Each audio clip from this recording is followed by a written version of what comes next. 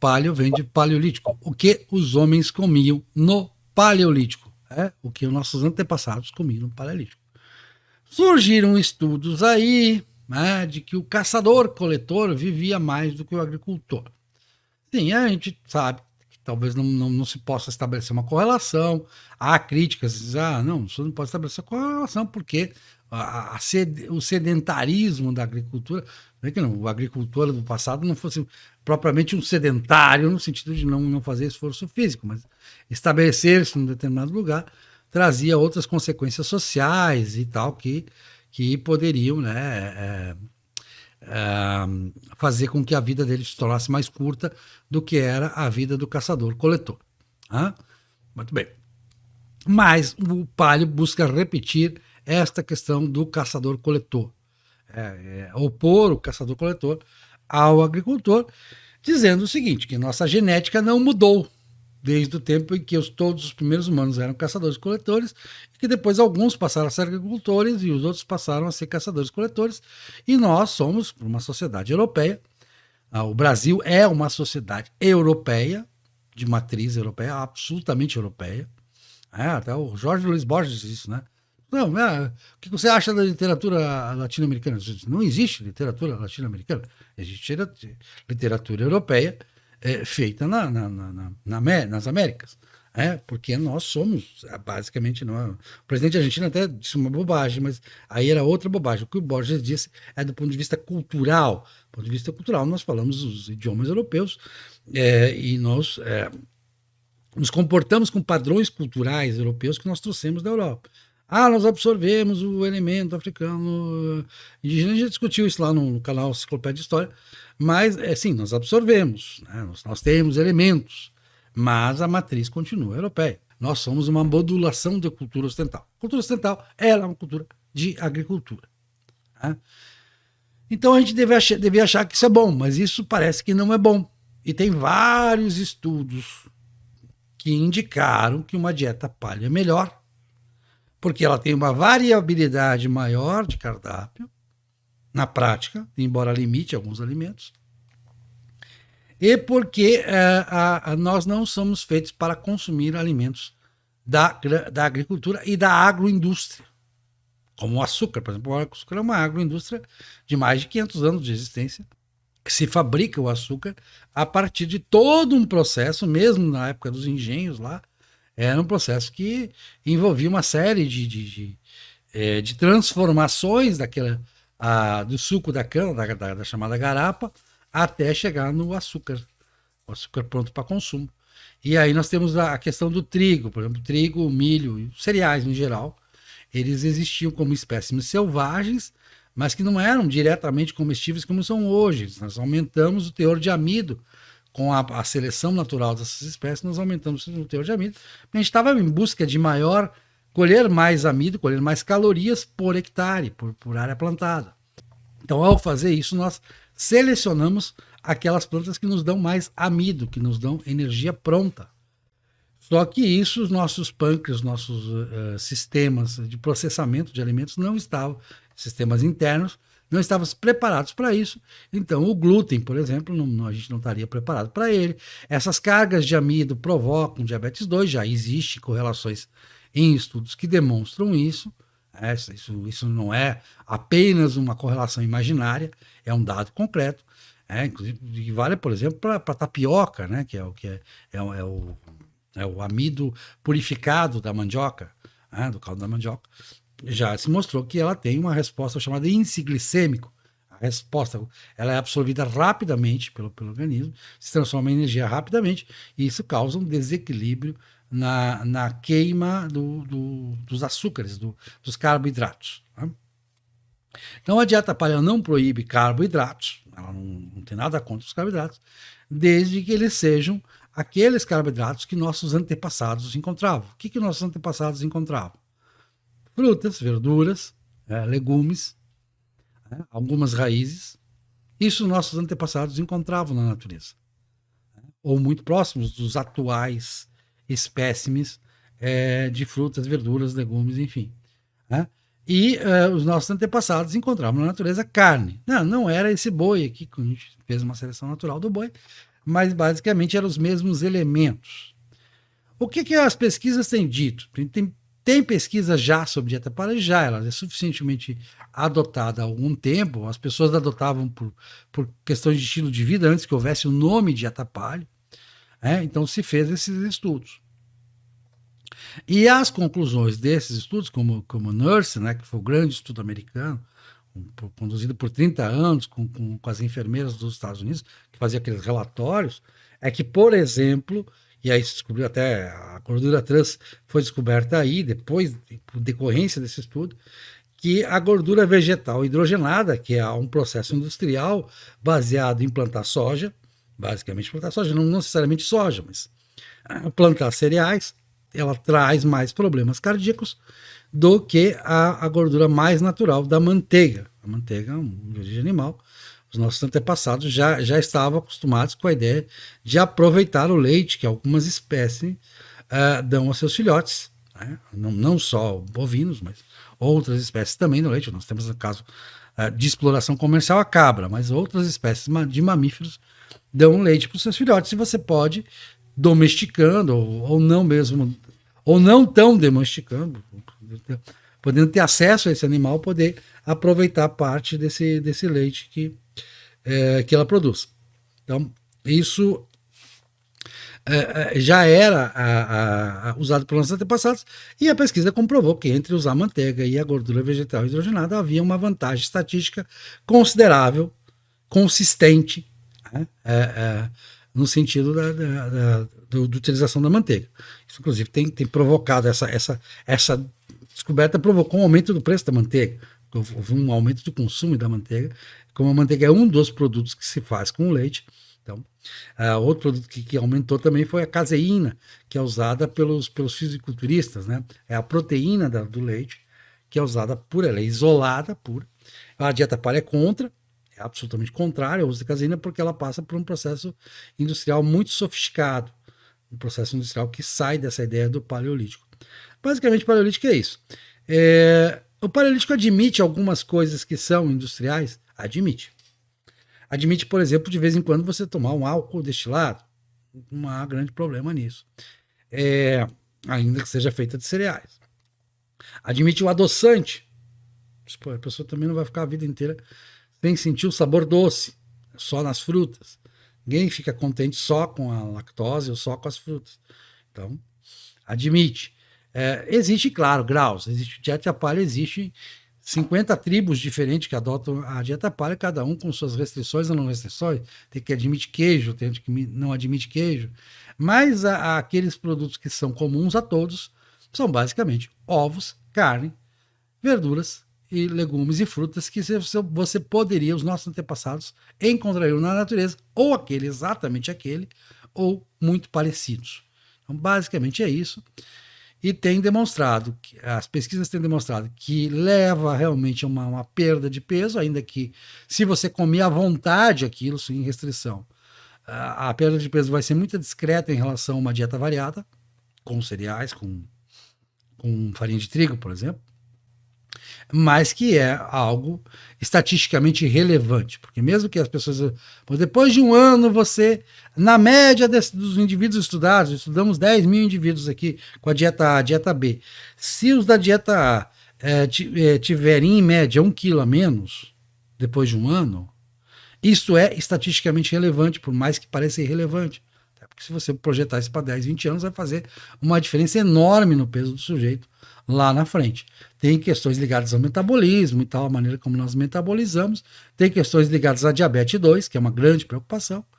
Então, obesidade, diabetes 2, são todos fatores que o caráter inflamatório do glúten, por exemplo, que é uma grande discussão que existe no mundo hoje. Existem livros publicados dizendo, olha, glúten evitem, mesmo que você tem doença daquela de alergia ao glúten ou não tem alergia ao glúten, mas é bom evitar. Então a dieta paleo é milagreira? Não, ela está longe de ser uma dieta milagreira, está longe de ser uma fórmula infalível de sucesso como emagrecedor. Mas ela é uma mudança de mentalidade, a meu ver, um tanto sustentável.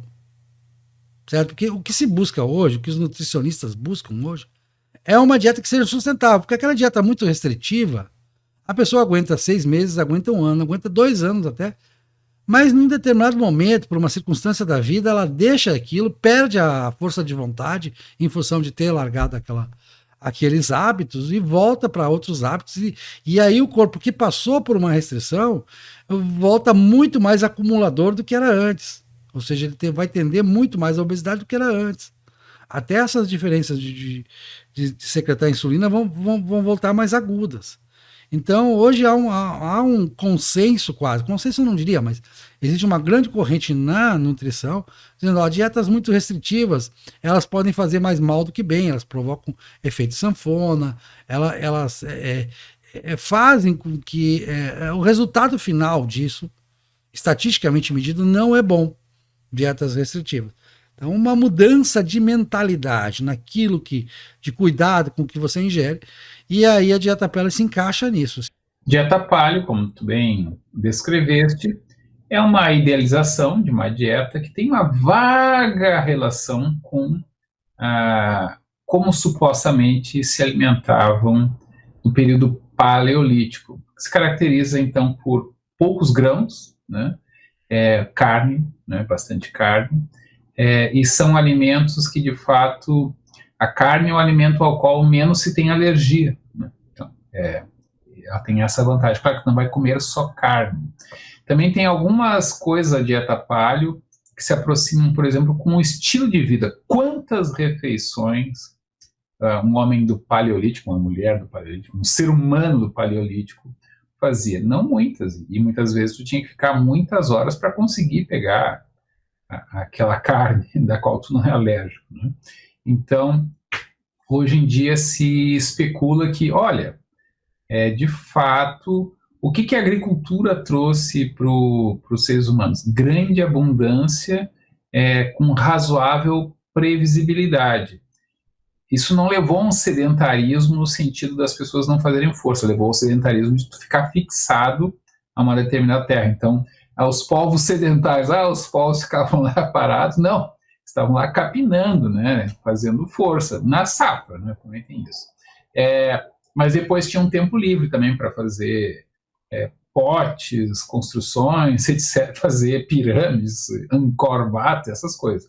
Mas, basicamente, a agricultura disponibiliza uma grande quantidade de grãos, né? Essa é a grande diferença da agricultura. Claro que a gente não planta só grãos, né? A gente planta frutas, a gente planta legumes, mas muitas vezes os legumes tu mais gasta comendo do que tu absorve. Uma cenoura, por exemplo, o valor nutricional dela não é lá grande coisa, de repente até tu gasta... Assim, eu brinco, às vezes eu como cenoura como se estivesse comendo um salgadinho, vamos dizer assim, né? Para mim aquilo ali, assim, eu posso comer isso aqui à vontade, que dificilmente eu vou conseguir engordar comendo isso, acho que até vou emagrecer. Mesma coisa tomando água gelada, tu vai emagrecer, porque tu vai ter que reaquecer o teu corpo, tu vai gastar calorias para reequilibrar a temperatura do teu corpo. Mas a dieta paleo, então, ela diz, olha, não cozinha muitas comidas, né? Então, ponto 1. Dá uma assada discreta, né? Tem uma regra lá de 50 graus, aí também já é viagem, né? Mas, enfim, se tu começar a cozinhar arroz, feijão, né? É claro, essas coisas alimentam, mas elas são muito ricas em quê, né? O arroz é muito rico em carboidrato, tem um alto índice glicêmico. O que significa isso? Vai entrar a glicose na corrente sanguínea muito rápido. Não é aos pouquinhos ao longo do dia, como agora, e aos poucos vai entrando. Não, eu como agora, em meia hora já meio que foi tudo para a corrente sanguínea. Como é que o organismo se livra desse excesso, de uma vez só, de glicose? Produz um monte de insulina para tirar rapidamente esse excesso de glicose da corrente sanguínea. E aí temos um problema. Aqui está o nível de glicose. Subiu demais. O pâncreas lá vai produzir um monte de insulina. E aí a insulina vai fazer com que essa glicose entre para dentro das células, fígado, músculos, tudo, né? E o fígado vai pensar, uma parte disso aqui eu vou ter que transformar em gordura, que vai armazenar como gordura. Resultado, a pessoa engordou, né? E baixou tanto a glicose, porque é aquele monte de insulina, que a pessoa vai sentir, adivinha o quê? Vai sentir fome, e aí é uma armadilha. Exatamente, você come um prato de macarronada sem muita coisa. Daqui a 2 horas você está morrendo de fome. Por conta desse efeito, tu encheu a tua corrente sanguínea de glicose, o teu pâncreas jogou um monte de insulina para tirar esse excesso e acabou hipercompensando. Quando viu, caiu demais a glicose. Claro que a gente tem outros hormônios, a gente tem o glucagon, que é o oposto da insulina. Ele tira da célula e põe de volta na corrente sanguínea. Por que tem essa necessidade tanta de manter os níveis de glicose ali dentro de um certo ideal? Porque o nosso cérebro, de modo geral, ele não consegue fazer aquilo que o músculo consegue, que é utilizar também gordura, mais ou menos direto, né? Mais ou menos, tudo é mais ou menos, tudo tem que ter uma enzima que transforma não sei o quê. Mas, enfim, e o nosso cérebro, se faltar muito abruptamente glicose, ele para de funcionar quase. Ele usa um pouquinho lá de corpos cetônicos, né? Mas ele não, se ele está acostumado com um monte de glicose, faltou glicose, ele começa a dar pânico, a pessoa começa a tremelicar, pode até morrer, né? Pode literalmente morrer.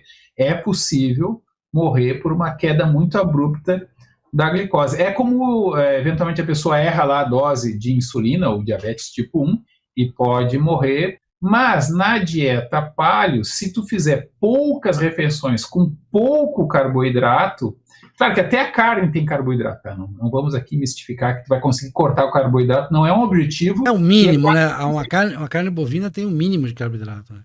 Muito pouco. Mas tem. E, enfim, o organismo vai transformar gradualmente, ele consegue transformar a gordura nos tais dos corpos cetônicos, que o cérebro consegue usar, mas não de primeira. Então, inicialmente, o cérebro utiliza os corpos cetônicos para fazer lá acúmulo de gordura. O cérebro precisa de gordura, até o sistema glial, as células de apoio, né? Elas são basicamente célulazinhas gordurosas, né? E o cérebro, normalmente, uma pessoa que come arroz, feijão, ela não vai usar muito corpo cetônico para alimentar os neurônios. Se ela for lentamente se acostumando, né, é bom não fazer nada muito radical nessas coisas, que tu pode passar muito mal até morrer, né? O teu organismo vai se adaptando, e lá pelas tantas, ele pode utilizar em grande quantidade o raio dos corpos cetônicos até para o sistema nervoso. Depois que tu acostumou o teu sistema nervoso a isso, tem toda uma adaptação enzimática, vamos dizer assim, que as células têm que fazer, que não é de uma hora para outra, né? Aí isso está associado a uma série de benefícios colaterais. Aí já tem o pessoal que mistifica que jejum intermitente serve para tudo. Não é verdade também. Em alguns casos não é uma boa ideia.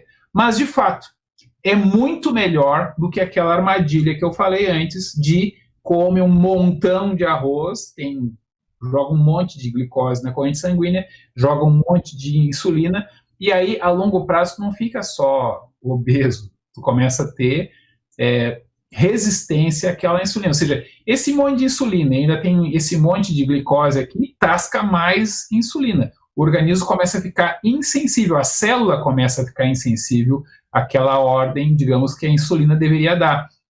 Põe esse glicose para dentro aí, porque está sobrando aqui. E aí a pessoa começa a ter os malefícios do excesso de glicose no sangue. E isso é a famosa diabetes tipo 2, ela, no mais das vezes, evolui dessa maneira. Então, geralmente a pessoa ali na faixa dos seus 30, 40 anos, que está bastante acima do peso, não precisa estar muito, mas algumas pessoas são mais sensíveis, outras menos, né?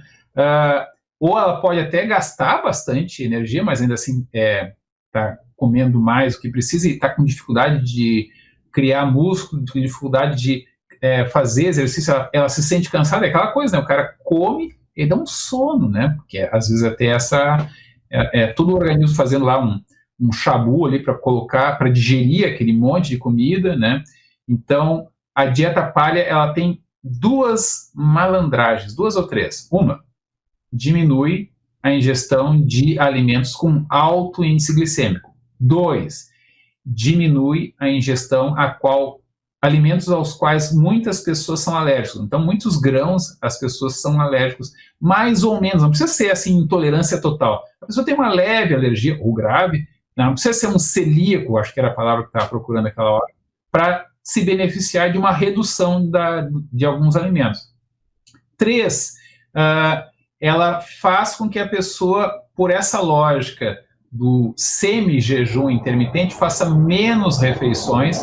E 3 ou 4 aqui, a carne, a gordura, a manteiga, a banha, eles dão mais saciedade. Eu sempre dou o seguinte exemplo. Quanto arroz tu conseguiria comer? Eu, um pouquinho de uma comida ali que dê um saborzinho, uma carninha ali, eu como quilos de arroz, se me deixarem, né?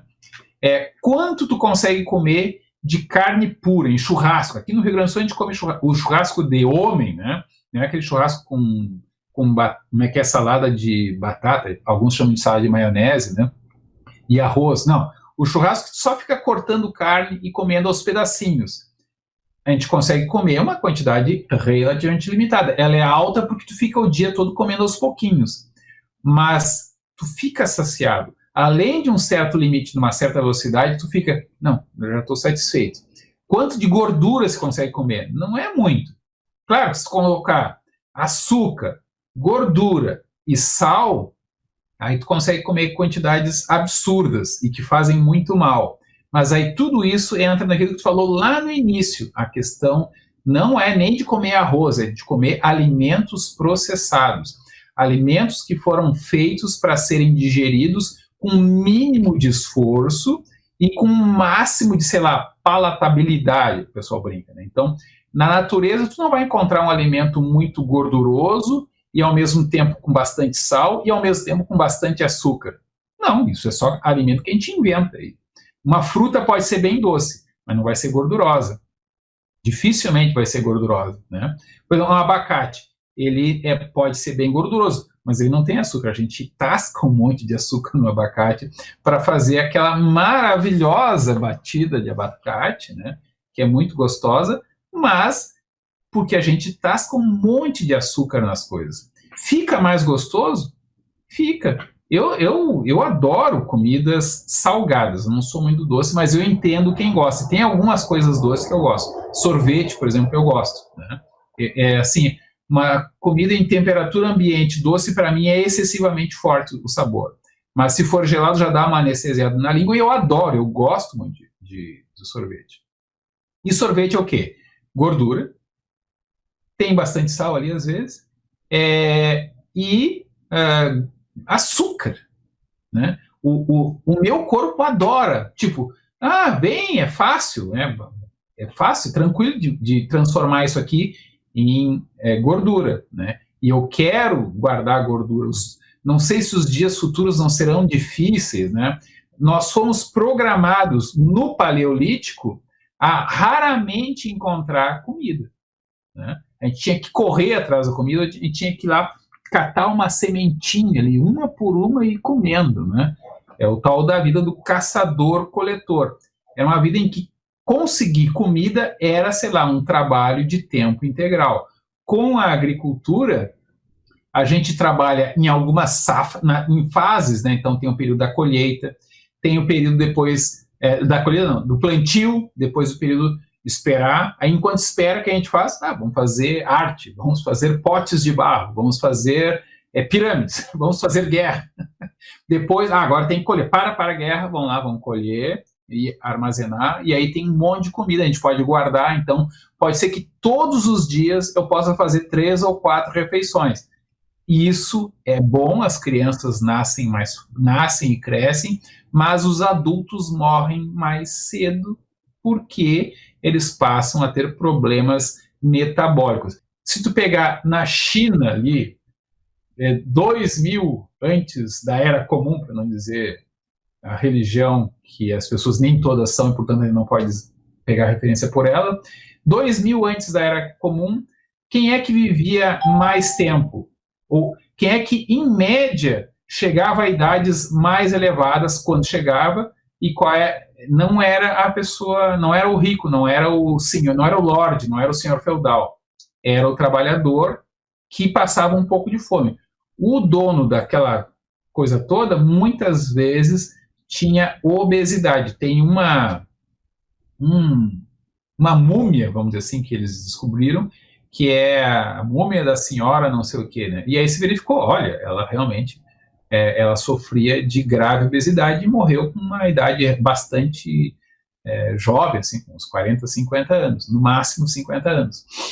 Enquanto que muitos agricultores, claro, muitos morriam de dedão machucado no dedão, de assassinato, etc, etc, mas não era incomum chegar aos 60, 70, muito mais do que a classe alta. A classe alta se matava de tanto comer. Isso na nossa cultura mudou. Então, hoje em dia, as pessoas de classe média alta, elas, de modo geral, são as pessoas que podem se dar o luxo de fazer uma academia, de fazer uma dieta, de pegar essas dietas da Até moda. porque a dieta palha é cara, né? Ela não é uma dieta barata. É muito mais barato você comer arroz do que você, por exemplo, um pote de manteiga de 500 gramas custa o equivalente a mais de 5 quilos de arroz. Arroz é muito barato mesmo. Mas o que eu quero dizer é farinha que... de trigo é mais barato ainda, na verdade, né? Se você for... não é só a questão do arroz e da farinha, né? É também os exercícios, né? Então, o homem do Paleolítico, ele não apenas comia essa dieta, era um estilo de vida.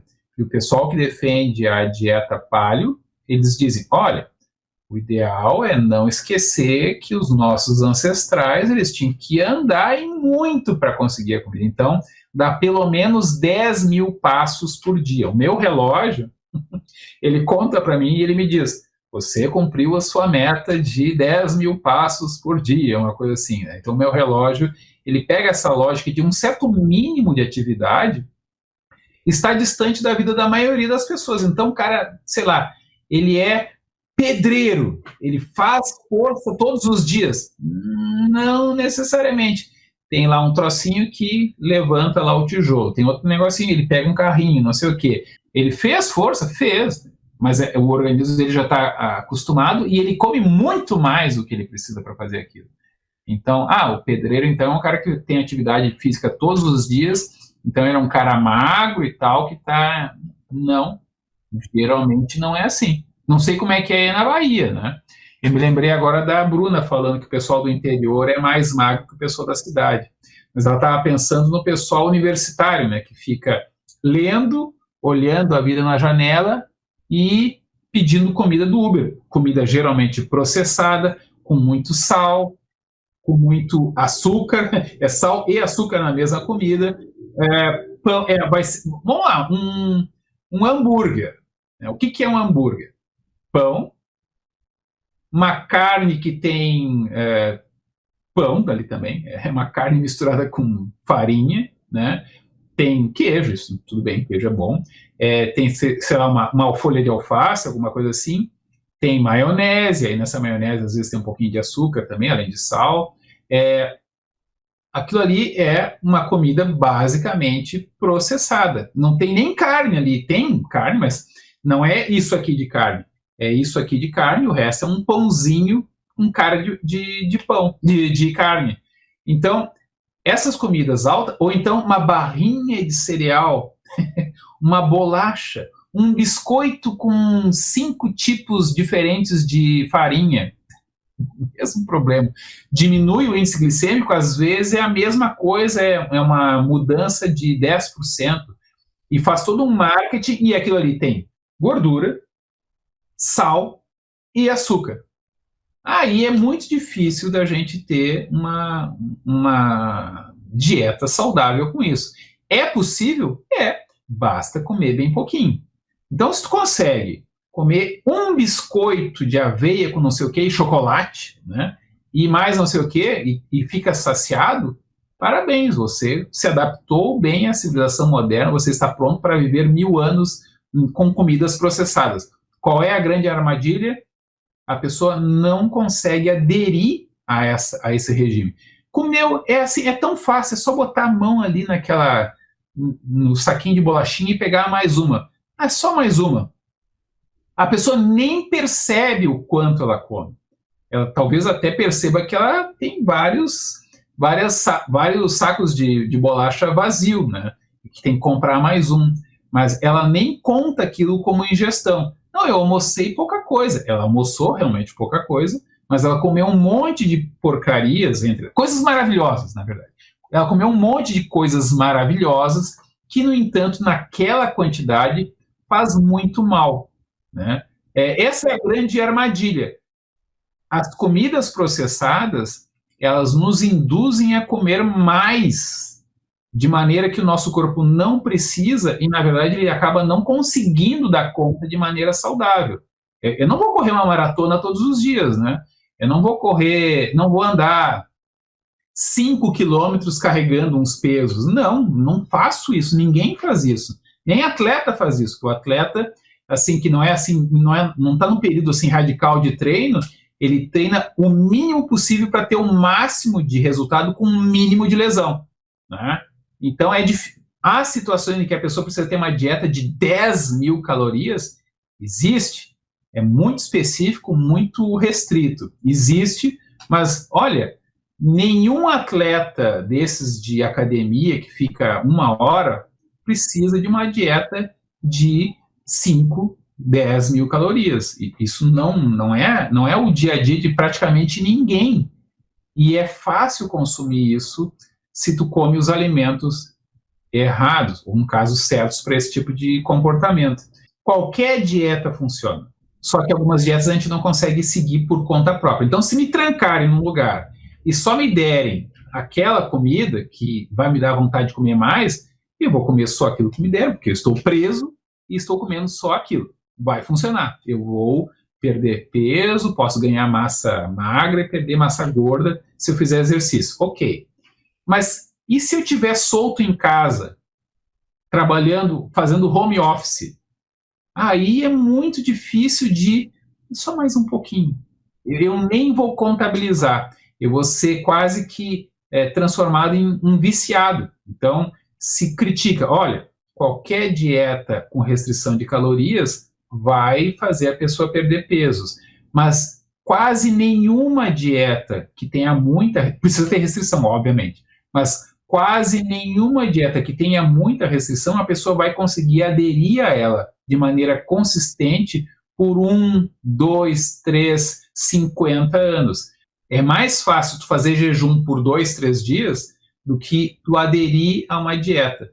Fazer jejum durante 1, 2, 3, 4, 5, 10 dias, é meio perigoso, as pessoas conseguem com mais facilidade do que aderir de maneira consistente a uma dieta. Então, a dieta paleo, ela é uma dieta que é muito viável, ela é cara, né? Mas ela é viável, ela aumenta a saciedade, diminui a compulsão alimentar, então tu vai lentamente quebrando esse ciclo. Comi demais carboidrato, excesso de insulina, depois hipoglicemia, e aí me deu fome de novo, comi de novo, mesma coisa, faço isso 4, 5, 6, 7 vezes por dia, acabo engordando 1 quilo por mês, ou mais, tem gente que consegue engordar 5, 10 quilos por mês. Eu, particularmente, tenho facilidade para perder peso, então eu sempre sei, eu não posso querer pontificar que é fácil, porque para mim é fácil. E para mim, ao contrário, é difícil comer muito... Claro que arroz com carne eu consigo comer quantidades absurdas. E eu consigo engordar mais de 1 quilo por mês. Na verdade, eu consigo engordar uns 5 quilos em uma semana. Eu já fiz isso. Porque eu quis, tá? Mas, para a maioria das pessoas, é muito difícil baixar de peso ou subir de peso. Enfim, o pessoal que faz dieta para engordar diz que, em média, é mais difícil fazer dieta para engordar rápido do que comendo gordura, não comendo só carboidrato, do que emagrecer. Mas o difícil, o efeito sanfona, é evitar a flutuação, né? Eu tenho conseguido evitar, mas aos 30 anos eu percebi, eu estou engordando 1 quilo por ano. Como eu pretendo viver uns 100 anos, né? Isso não vai dar certo. E aí eu fiz deliberadamente. Eu passei a reduzir os carboidratos, mantive todo o resto, reduzi a minha porção de arroz, basicamente isso. parei de engordar. Eu pensei, como é que eu faço para emagrecer? Eu fiz essa refeição um dia só salada, outro dia comida normal. Um dia só salada, outro dia comida normal. Hoje em dia, eu faço a seguinte dieta. Segunda e quarta-feira, eu tento fazer, depois que eu almoço, eu tento não comer até o almoço do dia seguinte. Eu faço um jejum de 24 horas, de 23 horas, né? E os outros dias é normal e tento não hipercompensar. Basicamente isso, faço exercícios, eu consigo aumentar de peso, aumentando a massa magra e diminuindo, eu consigo ver as dobrinhas, né? Diminuindo o mais problemático é a gordura visceral abdominal. Como tu falaste, tem relação com a inflamação, né? E inflama, ela é um resultado inflamatório e ela gera resultados inflamatórios também nas artérias e tudo mais, está mais associado a problemas cardíacos, respiratórios e neurológicos, né, AVCs. A nossa vida é muito corrida, seja porque a gente está vendo uma série e não quer perder nenhum detalhe, seja porque a gente tem home office, porque tem que trabalhar, porque tem que atender gente, porque tem que conversar com não sei quem, enfim. O nosso dia é muito preenchido. Se você for pegar uma panela e botar um miojo dentro, aquilo fica pronto rapidinho, não dá trabalho nenhum. Agora experimenta pegar uma panela e botar carne, abobrinha, quiabo, chuchu e batata doce, para não ficar sem carboidrato nenhum, para sentir um gostinho de carboidrato também, porque e cenoura.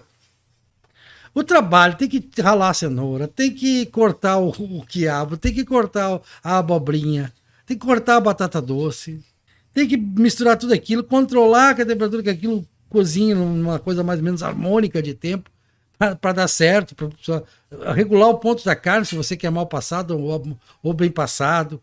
As variações que existem em torno de uma panela dessa, e o tempo que você vai levar, que você vai ficar até em pé cozinhando, isso vai gastar caloria. É pouco, mas vai gastar. Cortar um dente de alho, tirar uma casca de um alho. É mais fácil fazer um prato inteiro de miojo do que descascar uma cabeça de alho. Completo. Não, a cabeça completa. Eu digo assim, não o dente. Estou dizendo. Eu acho. Né? Eu acho mais rápido pegar, bota a água quente, tá lá, joga o miojo, tira o miojo. Então, essas questões também favorecem a dieta paleo, porque elas exigem mais gasto de tempo, e aí você acaba não gastando tanto esse tempo. E realçar também, de novo, a questão da saciedade. Eu tenho experimentado, é impressionante, você consegue almoçar tipo 11h30 da manhã, vamos supor, 11h30 você consegue almoçar uma quantidade a carga glicêmica baixa, mas tá até enchendo o prato para sentir aquele, né? E a manteiguinha que você põe lá, a carne que você põe lá, principalmente aquela carne, os palhos recomendam muito, né? Não pega aquela carne de primeira maciazinha, não. Pega lá, a que tem lá um nervinho lá, aquela coisa meio misturada, né? Meio variada. A costela e tal, que tem, né? Que tem que mastigar, exatamente. E aí daqui a pouco chega às 6 horas da tarde, você já está com uma fominha. Mas você aguenta mais um pouquinho, você espera o horário da janta. Por que você espera? Porque você comeu uma comida que demora horas para ser digerida e processada. Digerida não é tanto o problema. O tempo que ela leva para ser processada. A manteiga mesmo, diz que eu não sei, eu não sou um especialista em metabolismo, mas eu ouço falar que o tempo que você, uma determinada quantidade de manteiga, o tempo que o organismo leva para terminar o processamento dela, é uma coisa bem mais longa do que um arroz, um macarrão. Eu nem vou te ensinar então como é que descasca alho, porque é um exercício que tu faz. Mas, enfim, tu quer saber como é que descasca alho? Deixa para outro programa, que a gente vai fazer um programa de receitas. Não, é que se tu tem lá o teu exercício de cortar e gasta um tempo, como é que é? Aproveita. Saboreia o processamento de fazer a comida, né? Uma coisa que demora bastante para fazer, mas que tem um índice glicêmico alto, mas é muito gostoso, de vez em quando é bom comer, uma vez por mês, é risoto, que tu fica lá fazendo aquele troço, até aquilo virar uma cola, né? Eu acho maravilhoso, né? E Se você botar bastante gordura no risoto, uma paella, por exemplo, leva geralmente a tua bastante. saciedade é mais rápida. A tua saciedade vai durar mais, né? E outra, segundo, tenho lido também, aquela questão da liberação dessa insulina também vai ajudar a regular. Por quê? Porque você comeu um carboidrato com muita gordura. Então a digestão desse carboidrato vai ser mais lenta, o processamento desse carboidrato vai ser mais lento, porque ele já foi acompanhado de muita gordura. Principalmente a gordura de origem animal, a banha, a manteiga, que são gorduras mais complexas e que demoram mais a ser processadas do que a gordura, basicamente o óleo de soja, né, que a gente conhece. A gordura vegetal hoje mais barata, mais acessível é o óleo de soja. A soja não serve, sim, como manutenção da humanidade, porque hoje a soja, basicamente no Brasil, ela alimenta animais. Ela cria porcos e galinhas. E segundo o pessoal do Palio, isso não é industrialização, isso não é errado. Porque na verdade você está comendo, substancialmente você está comendo o porco e o frango que já existiam na natureza, parentes muito próximos deles. Vamos entrar em conflito com o Pedro Dal Castel, né, que é uma forma muito ineficiente de explorar, porque tu está pegando uma coisa que tu podia utilizar direto no ser humano e está alimentando um animal que vai gastar para crescer, para ficar de pé, para manter a temperatura do corpo, né? Então, eu particularmente eu tenho essa neurose da eficiência, né? Então, eu acredito que sim, a médio ou longo prazo, a gente precisa fazer pessoas resistentes às comidas processadas, mas nós não entramos ainda nessa modalidade. Assim como a gente fez a soja transgênica para ser resistente ao veneno Roundup Red, né? Não me lembro mais o nome, glifosato, né?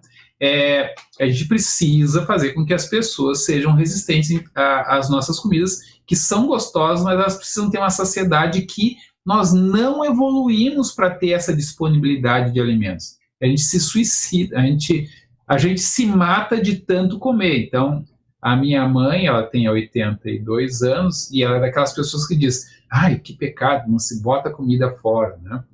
Aí eu digo assim, olha, faz sentido, mas esse ditado foi feito numa época que as pessoas morriam no mundo inteiro, né, até nos países desenvolvidos, de fome ou de doenças relacionadas à insegurança alimentar.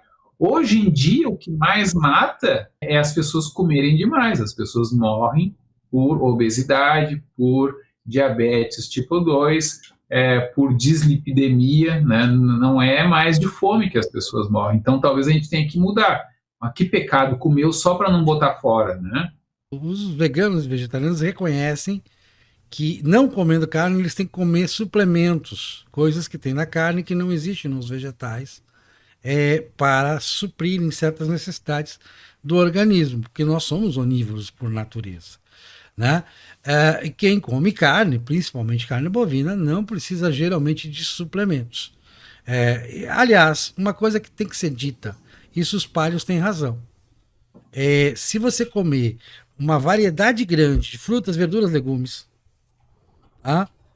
com uma variedade boa de carnes, de manteiga, ovos e tal, dificilmente você vai precisar de algum suplemento. Um suplemento assim, tipo, eu preciso da vitamina tal, preciso do elemento tal, enfim, elementos que tem que ser comidos processados pela indústria, no caso aí de suplementos. Você vai no supermercado grande, você tem aí 20, 30 variedades de frutas, você vai ter 20, 30 variedades de legumes e verduras.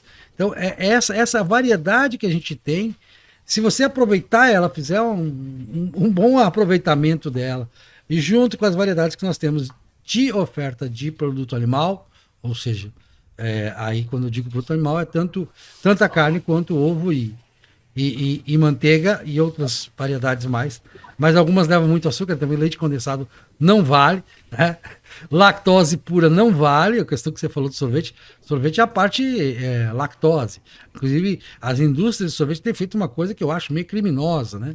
Do meu ponto de vista, que eles têm substituído a gordura do leite, que é muito cara, pela gordura vegetal. Eles retiram a gordura daquele leite que vai compor o sorvete e colocam para vender como manteiga, que é caríssima, manteiga está num patamar de mais de 10 vezes o preço do leite.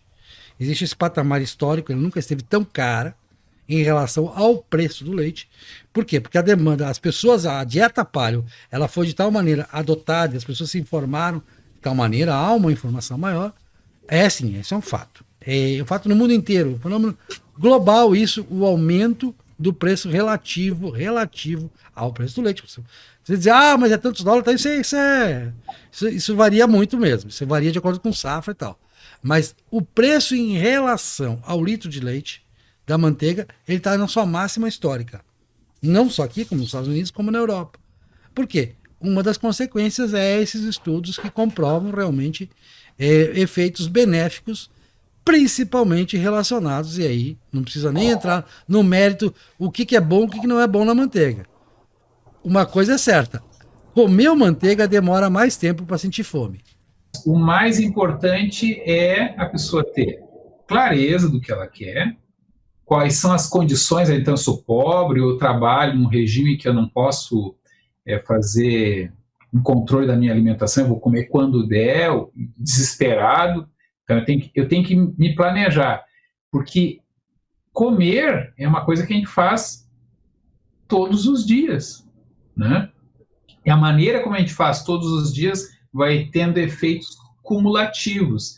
A maneira como a gente come ao longo de uma semana ou de um mês também. Ou seja, se eu faço o regime nos primeiros 5 dias, depois eu compenso, depois eu não sei o quê, aí eu fico mal, fico doente, fico deitado tomando soro, sei lá. Estou imaginando aqui uma pessoa que fica recorrentemente passando por todo um ciclo. Precisa mudar, precisa eventualmente de ajuda profissional, porque, enfim, para muitas pessoas, para a maioria das pessoas, é muito difícil e a pessoa fica por décadas tentando resolver e não resolve. Eu já vi isso acontecer, né? Muitas pessoas. Então eu penso assim, olha, eu quando era adolescente, eu tinha uma completa incapacidade de aumentar o meu peso, basicamente isso. E olha que eu comia. Depois, ali pelos 30 anos, eu consegui com facilidade reverter um processo de aumentar 1 quilo por ano. Depois até aumentei o meu peso, mas eu aumentei mais de massa muscular, não de gordura. Diminuí a massa gorda e aumentei a massa muscular. Mas não é fácil para todo mundo. Para mim foi fácil, mas a maioria das pessoas não vai conseguir sem entrar num grupo de amigos. Então, as pessoas precisam se ajudar, porque senão, mas vamos fazer só uma vez. O pessoal do paleo faz muito esse negócio de comunidade. Existe muita comunidade paleo nas redes sociais e tal, os sites e tudo bem. E isso ajuda, evidentemente, ele é um grupo de apoio, como é com tratamento de alguns hábitos e tal. Então ele é um grupo de apoio, poxa, não, vamos e até para fazer uma receita nova, uma das coisas estimulantes do paleo é que a quantidade de receitas que você pode fazer com essa variedade de alimentos que nós temos hoje, isso é uma consequência até da agricultura, né? Eu critico a agricultura, mas a agricultura que deu essa variedade imensa de você poder comer frutas fora de época, você poder comer verduras fora de época, que antigamente você não tinha como armazenar, né? Raízes fora de época. Então vamos aproveitar o melhor da agricultura, que é essa possibilidade de você ir no mercado e ter dezenas de ofertas de coisas que são consideradas tranquilo pelo paleo e são consideradas pela nutrição em geral. Quando você falou da cenoura aí, é um consenso. A cenoura, a abobrinha, o quiabo, esses alimentos de baixíssimo índice glicêmico, eles são absolutamente... O tomate, então, nem se fala. Tomate é uma fruta vermelha.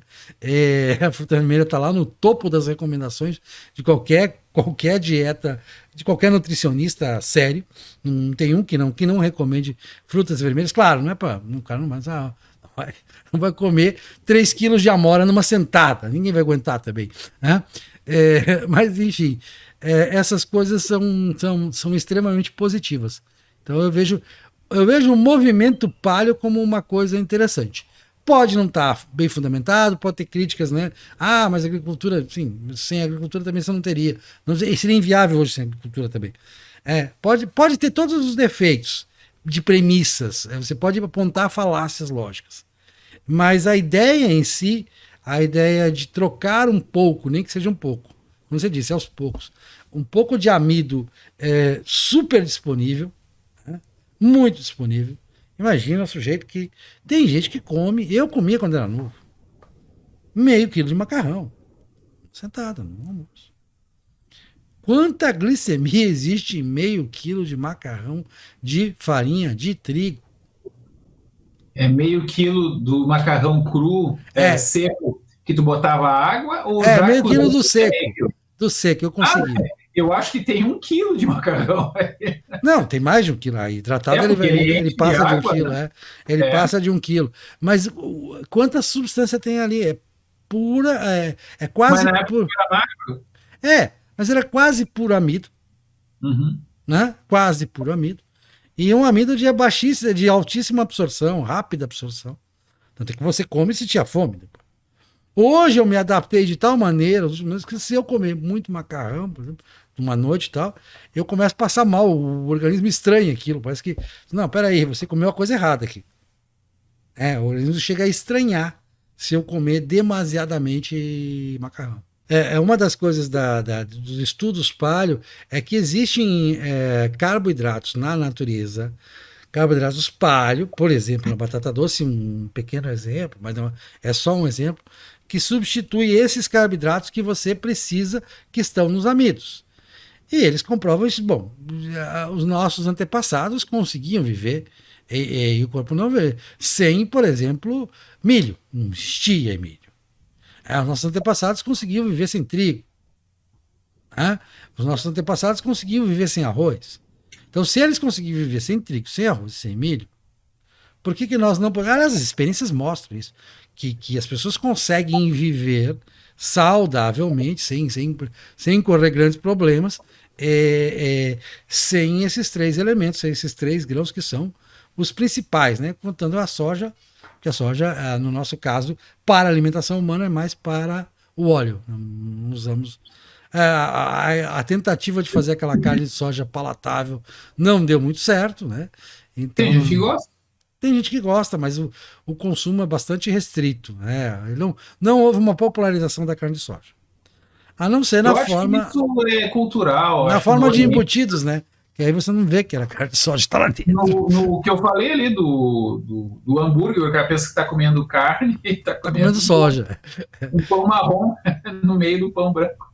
Mas É, é. o problema da dieta paleo é que ela não dá para escalar ela, não dá para fazer ela em escala. Ou seja, a gente não consegue alimentar 8 bilhões de pessoas com a dieta paleo. Consegue, Né? consegue. Não, aí eu vou discordar É mesmo? completamente. Consegue sim, imagina. Até porque a carne é altamente concentrada e essa perda alegada, ela é uma perda. Tá, então vamos supor o seguinte: você tem um campo lá, que é uma terra de morro. Aí no Rio Grande do Sul tem muito coxilha, né? Coxilha não serve para agricultura de grãos. Não dá, a colheitadeira não vai lá em cima. A terra tem que ser plana. Só o aproveitamento em pastagens para bois, cabras, ovelhas e para animal que pasta. Né? Tem vários aí. Né? Desses morros e coxilhas e terras, só aí você já tem uma oferta de alimentos fantástica. A carne é um alimento extremamente concentrado em termos de calorias, em termos de nutrientes, em termos de gordura, de proteína. Só não é realmente muito concentrado em carboidrato. Você falou que a carne tem carboidrato, mas a quantidade de carboidrato não é o suficiente, né? É o glicogênio. Sim, mas é muito pequeno em relação a outros alimentos que são, o forte deles é carboidrato. Não, o pessoal da nutrição diz o seguinte: Não, olha, e outra. se tu usar Vou o te dar outro arroz como exemplo. fonte de proteína, tu vai ter que comer. Vou te dar outro exemplo, paleo e baratíssimo. Paleo, baratíssimo e que não gasta espaço. Ovo. Ovo é farelo de soja, processado pela galinha. Sim, ela gastou energia no processo? Sim, mas a gente produz tanta soja, tanta soja, que dá e sobra. Quer dizer, não é um grande problema. Ovo é barato. Agora ficou caro. Sim, problema sazonal. O ovo é relativamente muito barato. E ele é muito barato porque ele tem uma eficiência na produtividade. Senão ele não seria barato. Esse barato não sai de milagre, não. Não há intervenção governamental para ficar barato o ovo. É porque é barato produzir mesmo. E é barato produzir porque a galinha poideira selecionada, ela é um bicho que gasta muito, já é programado para gastar muito pouca energia, para manter uma massa gorda muito pequena. Então ela é um animal raquítico que se especializou em produzir ovo, né? E o ovo é extremo. Os estudos têm mostrado cada vez mais o quanto é completo o alimento ovo. Um alimento bastante rico em vários nutrientes. E por aí você vai. Outra coisa que eu alego. Ó. Não, essa conta tá errada. Tá... Produtividade por hectare. Quantos quilos de milho produz um hectare? Tá bom, beleza. Eu faço 150 sacas, então eu vou ter 10 toneladas por hectare. Ok? Beleza, maravilha. 10 toneladas por hectare é uma maravilha. O tomate, no mesmo tempo, produz 70 toneladas por hectare. Aí você vai dizer, não tem o índice glicêmico de 70 toneladas de tomate não empata com o de 10 toneladas de milho. Eu concordo. Eu vou concordar com você. Só que eu vou dizer o seguinte, quem vai ser mais saudável é aquele que vai ficar com menos glicemia, mas com algo equivalente a tomate ou algo equivalente a milho? Tomate. Tem alguma dúvida? Não, né? Mas que não, essas coisas é muito tranquila. Então eu discordo realmente de que nós tenhamos hoje um problema se a humanidade inteira.